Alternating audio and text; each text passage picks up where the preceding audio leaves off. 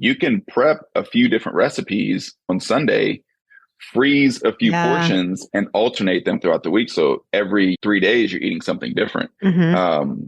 But ingredient prep, it's a great option. You can bulk make chicken, divide it into different containers and season it differently, add a different veggie to every meal. So it's always something a little bit different.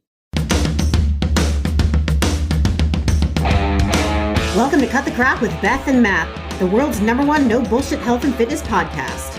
Are you ready to cut the crap with your diet and exercise, get strong as fuck, and build a healthy relationship with food? Then you've come to the right place. Let's go. If you'd like to support us in the podcast, join our Patreon where you get exclusive content, which consists of monthly workouts you can do at home or at the gym, monthly challenges that are either strength, habit, or mindset based, and access to over 100 plus low-calorie, high-protein, family-friendly meals. These are all designed by a professional chef who is certified in nutrition. These recipes are already in MyFitnessPal for easy fucking tracking. New recipes are also added each week. We believe that fitness is for everyone, so this is our way of getting you started on your health and fitness journey at a price most everyone can afford. So what the fuck are you waiting for? We'll see you in the Patreon. How have you been, Zach? I'm doing really well. Actually. Just trying to keep up with freaking all of the platforms now. All the platforms for sure. And since you joined us last time, which has probably been 2 years now since you came onto the show. Oh my God, yeah. I think next month is 2 years exactly. That's wild. You were one of our first guests, man. And your platforms have definitely taken off in those last 2 years, huh? Yeah. I never would have imagined being where I am today. 2 million followers across all platforms. It's pretty wild. I remember, it's funny, because we were talking about, we always like to talk about how we got started and stuff, right? And when you and I were texting, we were just reminiscing on the old videos, right? I remember when I first connected with you, you used to make the videos in the van. Yeah. When I first started, I was living out of my van. Yeah. How things have changed in the past few years. Yeah, I still have the van. I miss it. It was by choice. My wife and I, we lived on the road for 2 years, and just to kind of travel and see the US, and I definitely miss it. But obviously for content reasons, it's not the most ideal. Yeah, for sure. Well, actually, I was going to say, I could use a van to make content right now. Just for content. Well, I consistently get interrupted, or I feel like my space is just not my space anymore. So yeah. I need a space. Yeah, for sure. For sure. Awesome. So Zach, we have a lot of new listeners since you came on last, as you have a lot of new followers as well. Would you like to kind of give us a quick blurb about yourself for our audience? Yeah, so I am a registered dietitian and licensed nutritionist in Florida. I do a lot of, it's not specifically for weight loss, but a lot of I do meal prep recipes that are high protein, low calorie, and I put a special focus on affordability to try to show people that eating nutritious foods and balanced diets doesn't have to be expensive. So it doesn't have to suck either. Yeah, exactly. Everybody calls my food the non-diet food. Yeah, for sure. Love it. Yeah, so that's what we want to talk about today is meal prep, and because you're the CEO of meal prep, right? CEO of affordable meal prep, I should say. Yeah, affordable. Yeah. Which is really cool, and I remember still when you made that video, probably a couple of years ago at this point, you say, I'm transitioning and I really want to make this do content creation full time and everything. And it's really, I mean, you talk about following your fucking dreams and right? What makes you happy. Yeah. Yeah. It's crazy how much when people watch our content, we automatically think that they're learning from us, but I've learned just as much from my followers. I actually made a video 2 years ago before I started my Patreon and like full-time content creation. I was doing one-on-one coaching. I loved it, but I'm sure you guys know it's very time consuming. Like you want to give every client your full undivided attention, but it's just when you want to do other things as well. And I felt like my content was helping thousands versus my one-on-one coaching helping 5 or 10 people per month. I actually made a video asking my followers if they knew a way that I could transition over to full-time content creation. And they're the ones that told me about like Patreon and stuff like I had never even heard of Patreon before that. So I learned a lot from my followers. Even with the meals that I post, they're like, I did this, and I'll see a trend of people saying, I made this tweak, and I'm like, okay, I can take that and make the next meal even better. Hell yeah. I think we learned about Patreon from you. We did. We did. I had never even heard of it. Like, I don't know. Maybe it's because I'm old or I don't know.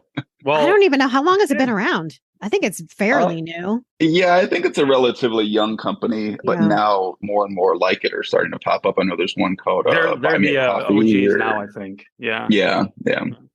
For sure.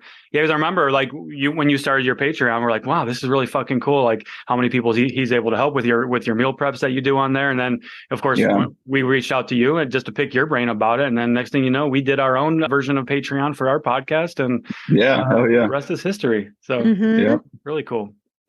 So, all right. So with meal prep, what are you looking for when you're looking for a meal to kind of, what would you say that you're doing with the meals? Because you're really just taking like everyday favorites and you're making them. My followers jokingly call it Zachify a meal. Okay. So it's when I'll go to a restaurant, I eat at restaurants just like everybody else, and I'll see something that's 1,400 calories. And I'm like, man, this was really good. What could I do to kind of make this more macro friendly and make it fit into pretty much anybody's diet? And there's always 3 key points I focus on. It's high protein, how important protein is in any diet. Low calorie, it's for portion control really, and affordability. So high protein, low calorie, and affordable. So I kind of take those 3 things and make whatever substitutions I can. I'm not going to be using Wagyu beef in a beef and broccoli recipe. I can maybe do a ground beef and broccoli recipe. Just make it more affordable and macro friendly as well. You make it so that the everyday person can eat healthier when they think that they possibly can't because food is very expensive. And you do it in a way where it's family friendly, and it's almost like you can make a lot like meal prep. You make it for more than one day. Yeah, and a lot of people have started to kind of transition using my recipes, not so much for meal prep, but because all of my recipes they make 6 servings. They've started to transition those into family dinners. So they can make dinner for their family of 4 or 5 or 6 and know that they're still eating nutritiously, balanced meals, portion control, and they're not spending a lot of money that they may have been spending more going out to eat or buying more expensive food for dinner. And if I'm not mistaken, and maybe I'm wrong, but don't your meals also comply with like the recommendations from the American Diabetes Association as well? Yeah. So I always keep every meal, I keep under 60 grams of carbs per meal.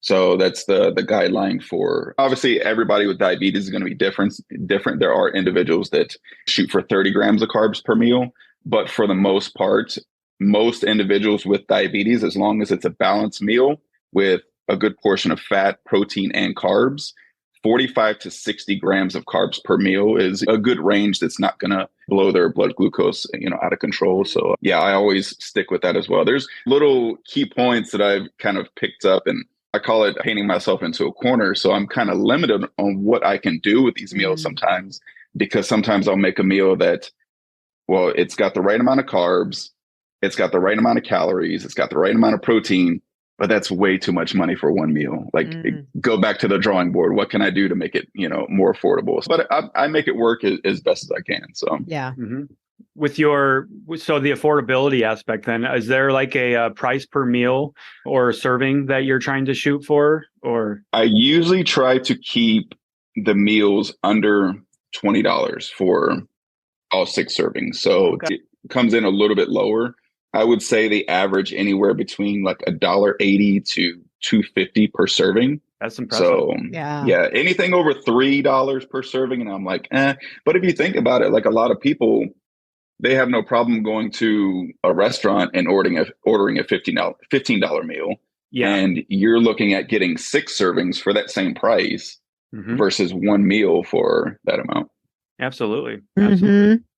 Meal prep is great for keeping things affordable if you know what you're doing with meal prep. And I think that's what I think meal prep just kind of has a negative connotation associated with it. And I don't know if that's because people think of meal prep and they think of chicken, rice, and broccoli, Right? Yeah, for sure. Yeah. The bro approach. Yeah, the bro approach for sure. All right. So you've been doing that. Go ahead. I was going to say, how long does it take for you to come up with these ideas? Do they obviously some may be quicker than others? Yeah, a lot of times like at a restaurant, if it's a pasta, especially since I've been doing it for so long now, I already know the staples that I could substitute. Like I can use low fat cheese instead of full fat cheese. I can use less butter in this one versus the restaurants. They want the flavor. They don't want you to come back and exactly. They'll load it up with butter, salt, oils, all the good stuff that has our sensory going crazy. So I think it's kind of honing in and reining in those portions. I still use real butter in my recipes. I use cooking oil. I just don't use as much as restaurants would. Yeah. I mean, no, we don't need to be using as much as the real restaurants use. That's the amount of food and ingredients they use, and those portion sizes alone are insane. Right. Yeah. Yeah. I watch a lot of cooking shows and like Hell's Kitchen and stuff like that. I'll see them, making one serving. They throw half a stick of butter in there to start melting. I'm like, man, it's so many calories, but it's going to taste good. So yeah. And it'll still taste good without it though, too. Yeah, exactly. And I've even seen, like I said, learning from my followers, I've even used, for example, butter. I did a recipe last month sometime, and it used 3 tablespoons of butter, but obviously it's across 6 portions. So each portion is getting half a tablespoon. And a few people said, I even cut out the butter and it tasted amazing. So I'm trying to add more flavor to it to keep it enjoyable and sustainable. And some of my followers make those substitutions and make it even lower calorie. Yeah. That's really what we want as coaches and influencers and content creators, right? Is for the people that are watching us to take what we're saying and adapt it to their own life. Yeah, absolutely. Yep. That's the lifestyle aspect of it.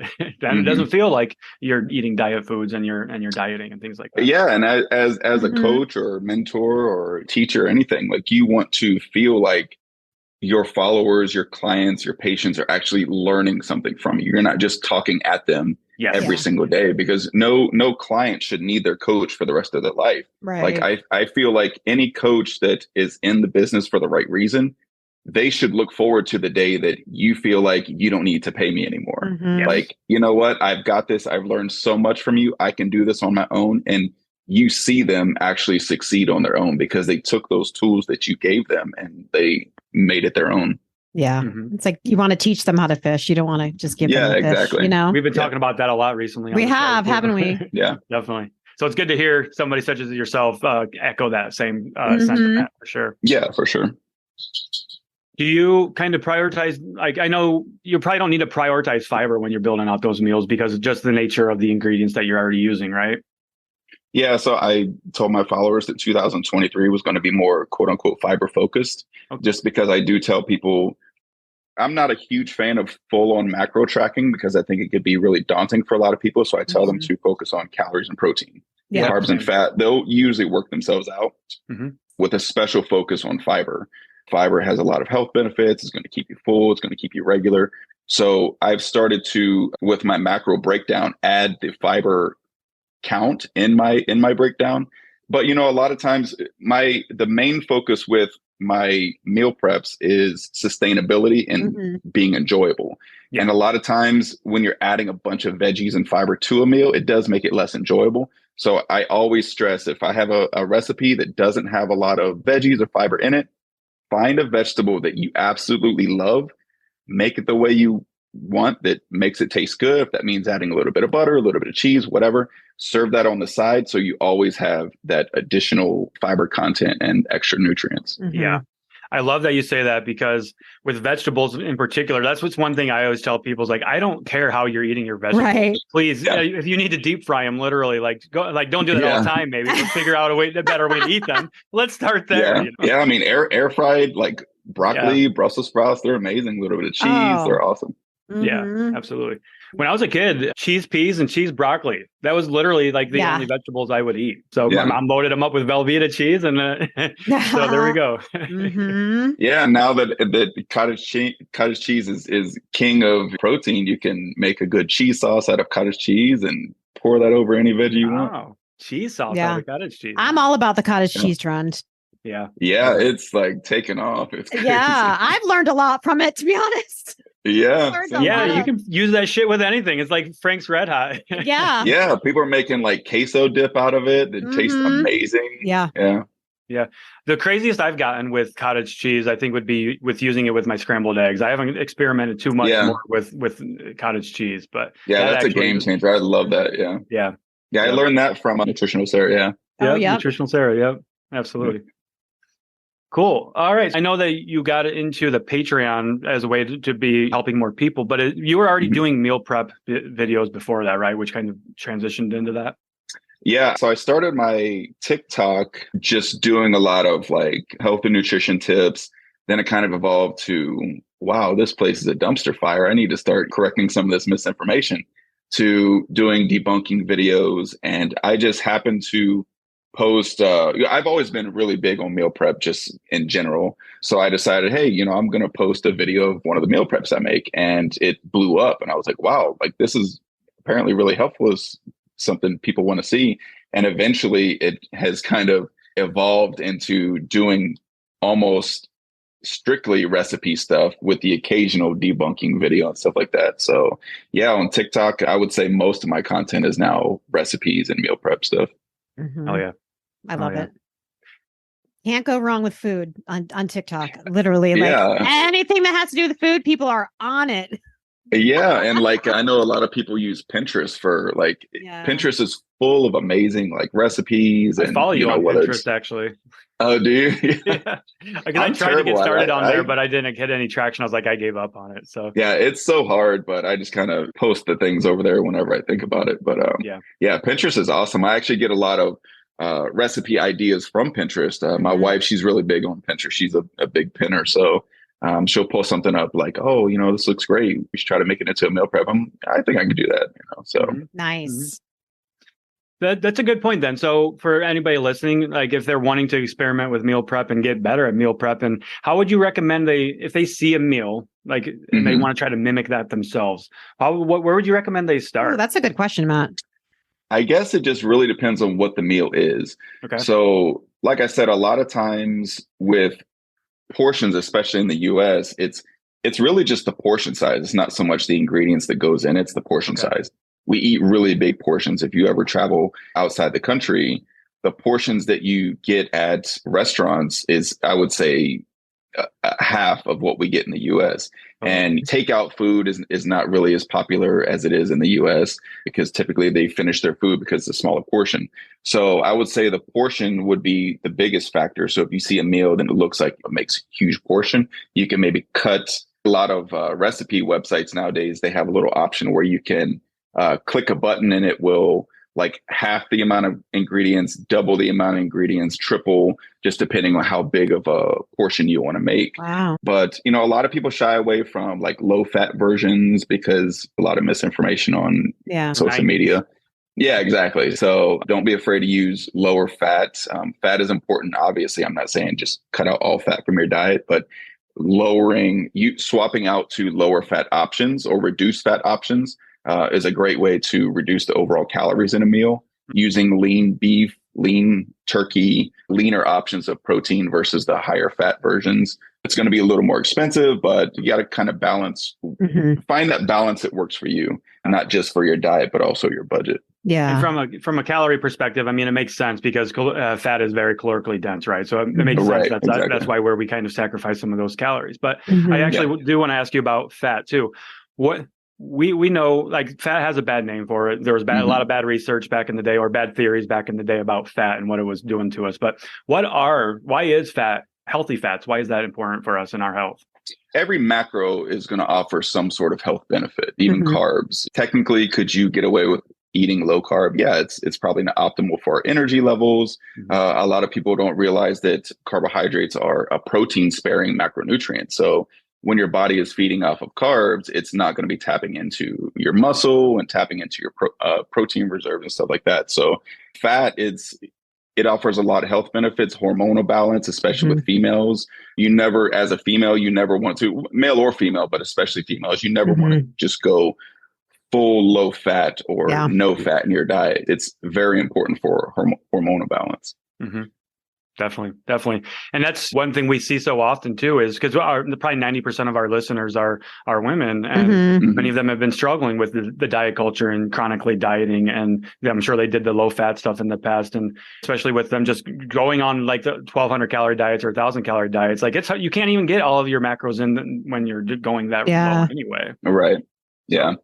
So, yeah. Just, I mean, being that low calorie in general, you're more than likely going to be borderline deficient in something, right? Depending on how balanced your diet is, one direction or the other. If you're doing high fat, low carb, you might be low on energy. If you're doing higher carb, lower fat, you might be experiencing hormonal disruption. If you're doing high fat, high carb, low protein, you're obviously going to have other issues with muscle wasting. So it's really about finding that balance of the macro friendly approach.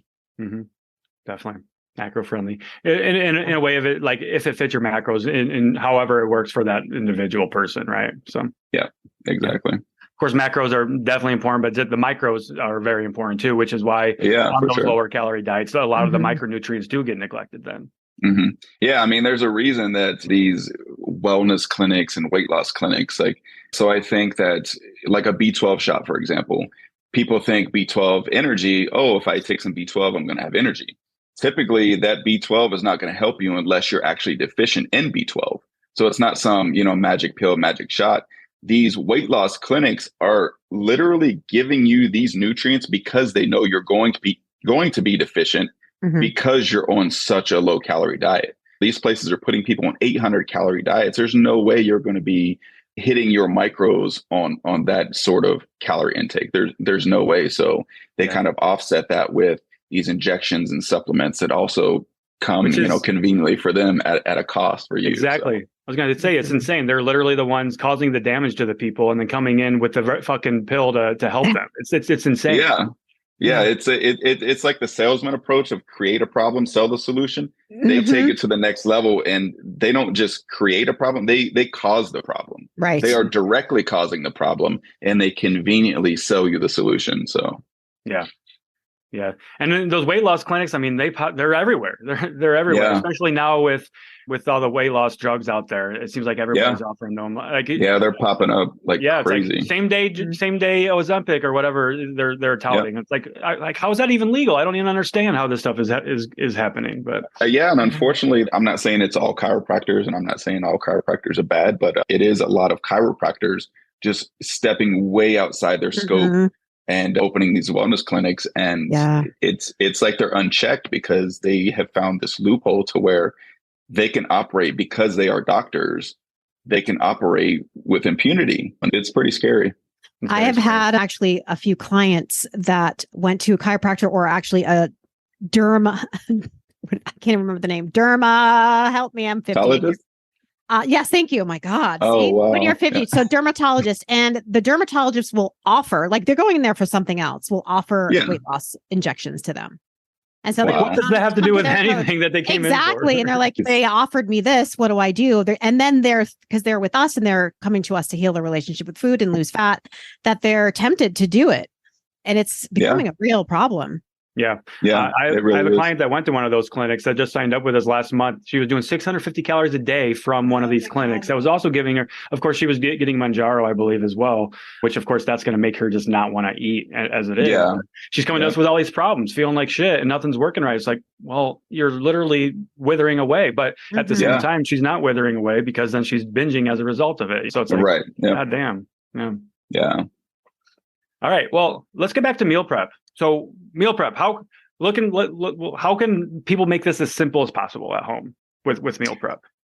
Don't overthink it. Like I really think that, again, a lot of people just, with any weight loss approach, they bite off more than they can chew, or they sit there and overthink the process.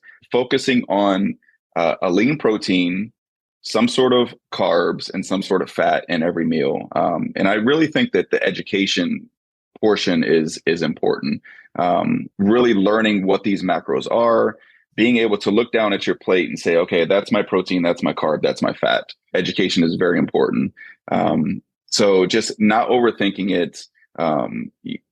Like I said, protein is always going to be very important. So just even starting, if you're just starting out, being able to look down at your plate and say, okay, I know where my protein is. That's good enough for me right now. And you can kind of evolve from there and get more in depth with your meal prep. Absolutely. I mean, that's honestly what I do is I don't meal prep per se. I don't really prep traditional meals, but I almost always prep a protein source, and then I just fill in the blanks from there. Like ingredient prep. Exactly. Prep. Ingredient prep. It's a great tool as well, especially if you're just starting out or if you're one of those people that just, I think another thing that a lot of people kind of shy away from meal prep is the idea of eating the same thing every day is just, it's a daunting. Really like turn off for, it's a turn off for a lot of people.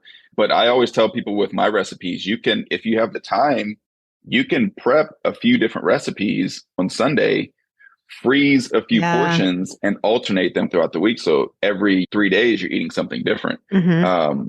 But ingredient prep, it's a great option. You can bulk make chicken, divide it into different containers and season it differently, add a different veggie to every meal. So it's always something a little bit different. Yeah. When the world feels crazy and chaotic, remember that you don't have to. You deserve to take control of your mental and physical health, and Cured Nutrition is trying to make it easier for you to do exactly that. Cured wants you to feel good about feeling good, so they took their time formulating their Serenity Gummies. They left out the artificial flavors, sugars, and dyes, and replaced them with ingredients that actually live up to their wellnessy word. Finding calm in this fast-paced world can be very challenging. That's why I use and love the Serenity Gummies. They help to provide a physical, mental, and emotional sense of calm in everyday life. I personally like to take them before a long day of calls and meetings. The Serenity Gummies bring me to a happy place and they prepare me for the day's challenges, while also helping me to serve others to the best of my ability by providing a sense of peace and calmness in my body and mind. Right now, Cured is extending an exclusive offer to you, our listeners. You can grab a bag of Serenity Gummies for 20% off by visiting www.curednutrition.com/CTC and using coupon code CTC at checkout. That's CURED nutrition.com/CTC and coupon code CTC at the checkout to save 20%. Protect your peace, pop a gummy. Now, is there a meal prepping book in your future? Possibly cookbook? So I get asked this a lot. I was really dead set on releasing a cookbook before I started my Patreon. So Patreon is not just videos. I do make videos for these meal prep recipes, but it also, every recipe on Patreon comes with a printable and downloadable PDF. So a lot of my followers have printed these out and made binders. Which is essentially what an e-cookbook would be. It would be a file with these PDFs in it. Yep. So if you think about it, if I were to sell you an e-cookbook and it has 50 recipes in it and I charge you $50, whatever, the moment you buy that cookbook, it's outdated because I update my Patreon every single week with new content, anywhere from 1 to 3 recipes per week. So the moment you buy it, that cookbook, it's outdated. Versus if you sign up for my Patreon, it's $5 a month. So if you sign up for the year, it's $54. So you're getting new content every single week, plus access to me, I answer questions, help with substitutions and stuff like that. So I just really feel like Patreon offers more value than an actual physical cookbook would. Okay. I would say it's still in my future. I would love to one day have a cookbook on the store shelf. So it's in my future. It's just, there's a lot of costs and work that goes into printing a cookbook. And again, it comes back to affordability. I could do an e-cookbook easily, but I feel like people already have that on Patreon. But that's a physical cookbook, the cost that goes into it for somebody like you and me to print it, because we're not some big author with connections, I would have to charge a lot of money in order to not lose money on the cookbook. And I wouldn't feel comfortable charging a lot of money for something when I'm promoting affordable meal prep. And your recipes that have been on the Patreon, all of them are available for 2 years that you've been on there. That's amazing. Yeah, I think I'm up to, not all of them are full on meal prep recipes, but I'm at almost 300 posts now. Wow. So it's over 100 meal prep recipes. I would say close to 100 combined with like bento box ideas, smoothies, baked oats, overnight oats, high protein dessert ideas, high protein snack ideas, sample meal plans. I really try to create a lot of content for Patreon to show people that like, wow, I'm getting a lot of value for this $5 a month. Yeah. Yeah. And I will say our communities, there's a lot of interlap there between the people that follow you and the people that are in your Patreon and our podcast for sure. So there's probably a lot of people already listening that they're like, hell yeah, Zach's the man. Well, I'm in his Patreon. I'm in your guys' Patreon. So I love how closely connected our communities are, because that's one thing. Yeah, absolutely. In our own individual Facebook groups. It's like people are always shouting out you, Zach. People are always shouting out Beth, and I know that's happening in your same for me, as well. So a lot of people like have told me that obviously they're a longtime follower, because the last time I was on the podcast was 2 years ago. Yeah, but they actually found me from the Cut the Crap episode that I was on with you guys, and they started following me through you guys. So yeah. Our community is amazing, man. Like for sure. It does never blows my mind. Like people will tell us like I'm starting back at episode 1. I'm like, holy shit. Like, right. Or I binged all 100 episodes in a month. I'm like, wow, like I love you. You're amazing. I know. I love some of them are like in Zach's Patreon. They're in our Patreon. I just love the community aspect of everyone just sharing. Yeah, and you guys have had some awesome freaking people on the show. Yeah, for sure. We enjoy having the guests, and honestly, just chatting with our friends. I mean, we consider you a really good friend of ours for sure. And what I love too is amongst us and a lot of other coaches in our community is we're just all here to help people. We don't see it as like, oh, we can't talk about Zach and his Patreon because we've got a Patreon. Like we're all here with the like-minded goal of helping people. You do that with Zach, you do that with us, you do whoever. Like as long as you get the help that you need, like we're happy. We're happy. Yeah. In my Facebook group, I'll have the occasional like, oh, I'm not sure if I'm allowed to post this link to this recipe. It's another creator. I'm like, share away. Let's see it. Like I love food just as much as you guys. And I don't care where you're getting the help from, as long as you're getting the help and they're giving accurate information and helpful information. It doesn't matter. There's another guy on TikTok that does a lot of like, he doesn't do meal prep. He does a lot of similar recipes that I do, but his are like one-off meals. So it's just a quick lunch. Calvin Kang. I don't know if you guys know him. Cook like I'm booked. He does. Yeah. Oh yeah. Yep. I know the name. Yeah. The username. Yeah. He's been around for a while too. Yeah. Yeah, I'm constantly like sharing links. Like people ask me, hey, Zach, can we get a macro-friendly version of this? I'm like, Calvin already did it. Here you go. Yeah. Yeah. Why reinvent the wheel, right? Yeah, exactly. Awesome. Okay. So with meal prep then, since you are the CEO, I'd love to talk about some myths surrounding meal prep. What would be your biggest myth you hear or you come across in the community about meal prep?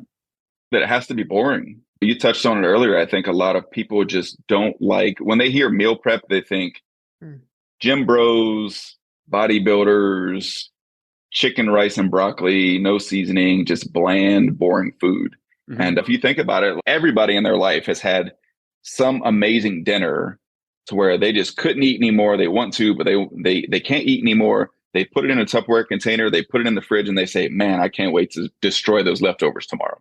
That's what meal prep is. And it's basically all about finding those meals that you do look forward to eating those leftovers the next day. So I think the fact that meal prep has to be boring and bland, I think is definitely a big misconception. Oh, that's so true. I think a lot of people also equate their health to being miserable. It's like your food doesn't have to taste miserable at all. Like, what are you doing? This should be enjoyable so it can be sustainable for you. Yeah, exactly.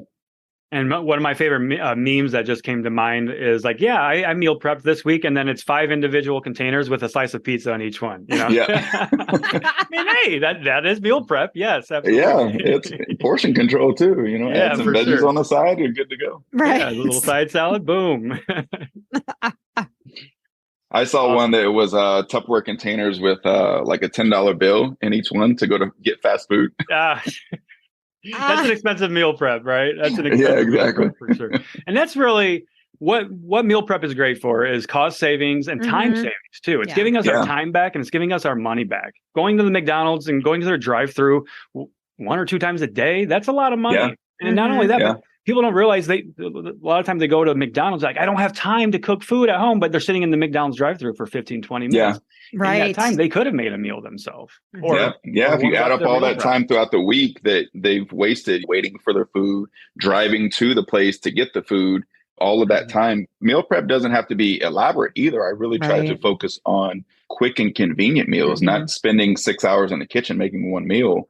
That's why I really like crock pot meals. They're one of my favorite kind of recipes to do. Is like you throw everything in the crock pot, walk away, do your thing for 4 or 6 hours, come back and everything's ready. Just divide it up and you're good to go. Yeah. I love a good salsa chicken in the crock pot. Yeah, that's my go-to. Chicken so for the easy. Patreon. A little bit of rice, beans, corn, salsa. Yeah. That's a staple in my house. It is. Yeah. Awesome. Okay. And yeah, I mean, it's like you don't have time to meal prep, but then you spend more time in the act of trying to just wait for your food. And you can literally, what would you say, like an efficient meal prep, just getting started for somebody, anywhere like 30 to 60 minutes, like 1 or 2 times a week should be able to do the trick, right? Yeah. I mean, especially if don't be afraid to use convenience foods. I've told people that they claim that they just don't know how to cook rice. They sell minute rice containers that are single servings.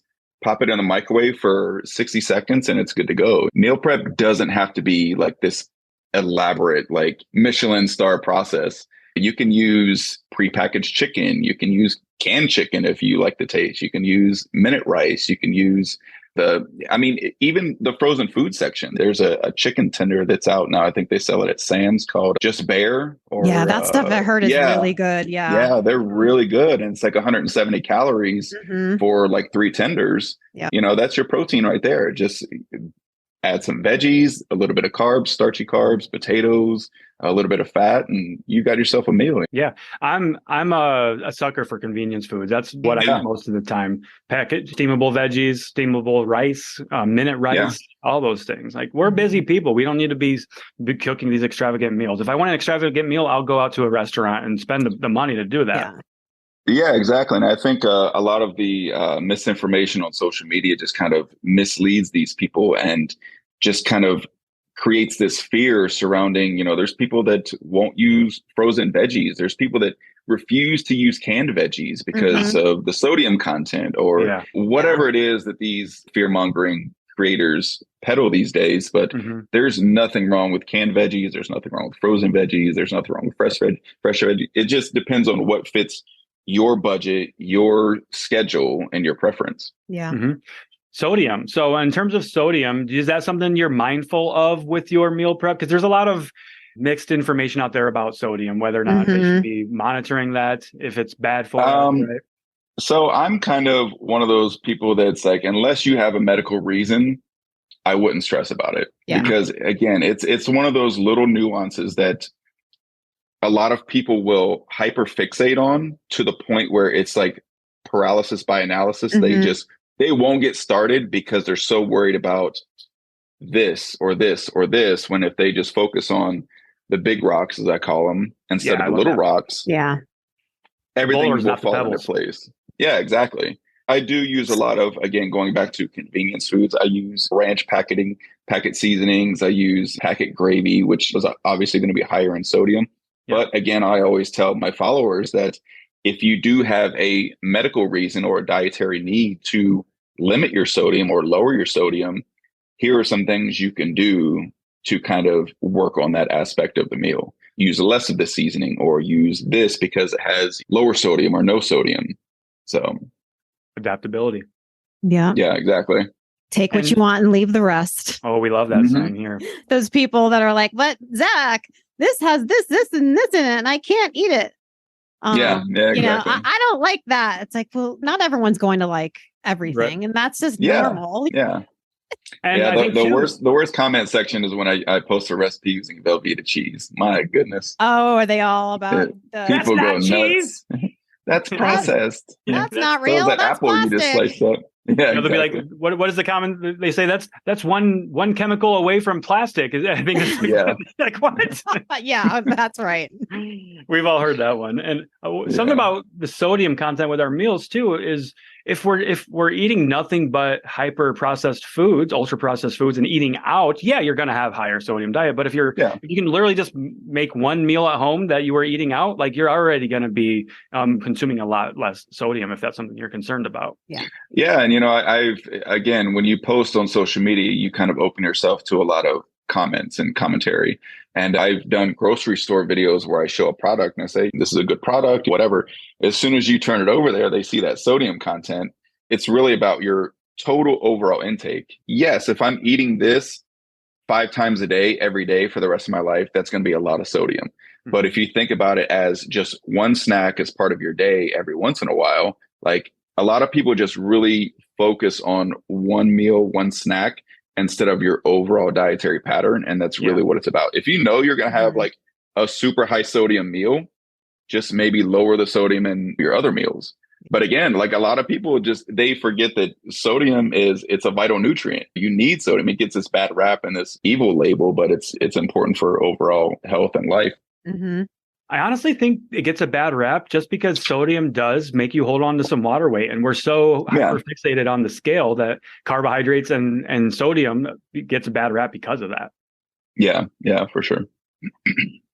And funny too about the sodium is I did a series probably a year or two ago now, where I was reviewing different meal prep services, and that was one of the common, I think it was Factor 75 or Flex Meals or something, but people were like the sodium, and I'm like, yeah, it's like 750 milligrams of sodium, but even if I did that 3 times a day, that's still a pretty reasonable amount of sodium, is what I'm trying to get. Right. Yeah. And it's not like I'm eating these meal prep meals from a service 3 times a day. I'm eating them once a day. Yeah. It's that concept of what you're doing overall as a whole throughout the entirety of your life. That's what people really struggle with. People have a hard time grasping that aspect. And that goes for a lot of things in your diet. It's really about what you do over time that matters more than every single day. Yeah. And I think the exaggerated all or nothing mindset it runs rampant on social media. I've done the videos of the covering up 2 different foods. I love those videos. Show you the calories and the macros. I compared a Larabar to a Reese cup, and all of the comments making it seem like I'm telling people to eat nothing but Reese's at every meal, every day for the rest of their life. Nowhere did I ever say that. Like, they take your information and they just really just exaggerate it. Yeah. And here's the thing with things like that is like those foods, the Reese's cups, those aren't fucking going anywhere. So people need to learn how to exist peacefully. Right. Yeah. They aren't going anywhere. As much as some people might not like that they exist, they fucking do. So they were here before us, they'll be here after us. Yeah, right. So come on now. Yeah. But that, of course, that you can't make money off of that, helping people understand. You can't. Right. It's not as easy to make money because there's no fear there. Yeah, exactly. Yeah. Fear sells. Fear sells. It always sells. Unfortunately. I know. Well, let's see. So meal prep aside, Zach, last 2 years, I know you've moved in that time. What are you up to with like your health and fitness these days? Just kind of going through the motions. I'm 41 years old. I got a prosthetic hip, bad shoulders, bad knees. I'm getting up there in age. My body's been through the ringer with my health history and stuff. So I still get to the gym, I would say 5 days a week, just because I know it is good for my physical health, but honestly, it's my outlet. It's extremely important and helpful to my mental health. Yeah. Mm-hmm. So I definitely try to make it to the gym at least 5 days a week. Just, I enjoy it. I don't do it because I have to. I genuinely enjoy going to the gym. Mm-hmm. Yeah. And I respect that, man. Like when I struggle most mentally is when I'm not consistent with the gym. Absolutely. Yeah, I find that too. I agree 100%. Yep. I mean, I was just living it. I've been going through the ringer myself these past 6 months or so. And when I was at my worst, it's when I wasn't going to the gym. Mm-hmm. Yeah. Mm-hmm. I actually have clinically diagnosed depression since my battle with cancer and stuff. And I would say my depression is always at its worst when I'm not consistently going to the gym. Mm-hmm. Like it helps so much. Like it's not just about diet, more sleep, less stress, but that going to the gym, I would say specifically helps with a lot of things. Yeah. It's like you could be at your worst and then just that one gym session, like I'm a brand new fucking person. Like, I'm not saying that's going to happen for everybody. For me personally, that's how it works. Like, same. Yeah. It's that saying, what is it? I never regret the workouts I don't. So true. Nobody's ever gone to the gym and said, oh man, I shouldn't have done that. Right. I shouldn't have done this thing that made me feel amazing. Unless you're scheduled Bulgarian split squats with like a pause or something. I've been like crawling home. Yeah, I've cursed myself because when I was doing my own programming, I programmed myself Bulgarian split squats. I'm like, fuck myself. Why did I do this? You're an asshole, Matt. Yeah, exactly. So that's like, when I don't feel bad when I program them for my clients then, because I'm doing them myself. So if I'm doing my own programming, so every coach I've ever worked with has given me Bulgarian split squats. So Yeah. Well, I'm happy to hear that you're kind of going through the motions. And I think people need to understand that too, that's okay, because I'm the same way. I've been just lifting just to feel good, just to go in and feel good physically and mentally. I did the whole powerlifting thing there for a while, and I grew over that, and I don't want to go in there anymore and stress about how much weight I'm moving. It's just, I want to go in and feel good quality movements, connect with the muscles that I'm trying to connect with, and feel good. Especially like what you said, you're 41, I'm 37. I'm getting, Beth, I'm sorry. But with us and our active lifestyles, like, we have to take care of our body. If I want to be able to continue hiking and doing all these things and working through the injuries I have, I got to be in the gym. Yeah, I mean, it's nice being at maintenance. I think maintenance is it's a big goal for a lot of people, especially in the realm of weight loss. When you think of weight loss, like, you're not going to be in a deficit forever. Right. Once you get to your goal weight, your wherever you want to be mentally, physically, it's all about maintenance and maintaining where you are. Once you are happy with where you are, maintenance is a lot easier than getting to maintenance. Right. It absolutely is. It absolutely is. Have you ever wanted to start a podcast? Spotify's got a platform that lets you make one super easily and then distribute it everywhere and even earn money doing what you love. All in one place for free. It's called Spotify for Podcasters, and here's how it works. Spotify for Podcasters lets you record and edit episodes right from your phone or computer, so no matter what your setup is like, you can start creating today. Then you can distribute your podcast to Spotify and everywhere else podcasts are heard. Now, what's really cool is video podcasts are also now available on Spotify. And if you want to be taken seriously on social media, you need to have a video presence. And what better way to do that by connecting with people via your video episodes? With Spotify for Podcasters, you can earn money in a variety of ways, including ads and podcast subscriptions. And best of all, it's all totally free with no catch whatsoever. And ever since we discovered Spotify for Podcasters here on Cut the Crap with Beth and Matt, we are easily releasing new episodes and distributing them to multiple platforms, and it's never been easier. We highly recommend you give it a try. You can download the Spotify for Podcasters app or go to www.spotify.com/podcasters to get started. But some people just never get to maintenance, though, because they're taking these extreme measures, and maybe it's the extreme dieting, or it's just a mindset with that the all or nothing thinking is so prevalent. That's a big one that keeps people from actually ever getting to maintenance. But it's a beautiful place to be. Yes, it is. So we talked last year about the three of us getting together. Do you think we can make it happen this next year?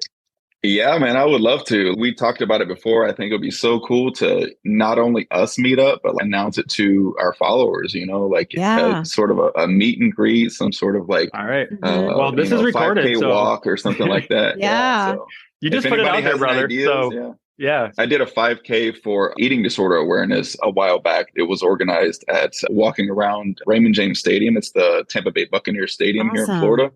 And it was so cool. Like the turnout was amazing. You organized vendors that came out. No, I didn't. It was organized by the company that my wife was working at the time. And she works with a lot of like eating disorder individuals. It was a great turnout. And I've been thinking about that a lot. And I'm like, man, that would be so cool. It's like a follower meet and greet with just different content creators, coaches, healthcare professionals. We've thought about this a lot ourselves, man. So especially with us and the three of us and our audiences, we could definitely make something happen. Yeah. Oh yeah, absolutely. Yeah. I'd love to, because Beth goes to Florida every year. So she's right down in your neck of the woods, and I can come down and spend a week with her, and we can rock and roll on something, dude. March. Heck yeah, man. March. Yeah. March of this coming year, you'll be down here? I'll be in Cocoa Beach, Florida for the whole month of March. Oh, nice. Okay. Yeah. Cocoa Beach is nice. Yeah. Like last year I came down and I spent like 4 or 5 days with her, worked on the podcast. We did a meet and greet there too. Oh, that's right. Yeah. That's when we initially, I think, started talking to you about doing something together. So. Yeah. All right. Well, we'll definitely fucking do something. Yeah. That's exciting. Yeah. Very cool. Well, we've spoken into existence now. We did. Let us forget. Listen, everybody. Our listeners are going to remind us too. They won't. They will. Forget, for sure. Yeah. They like to remind us of shit we said, and I'm like, I did say that, didn't I? Yeah. Awesome. So Zach, we've talked a lot about the Patreon and meal prep, but I want to recommend everybody check Zach's Patreon out if you haven't already. But how about you, Zach? Like, where can people find you, your Patreon and your content? Mm-hmm. I think I'm on every platform now. So whether or not you're on TikTok, Facebook, Instagram, YouTube, Pinterest, I think I'm everywhere. So just Zach Coen, Coen, and Zach with an H.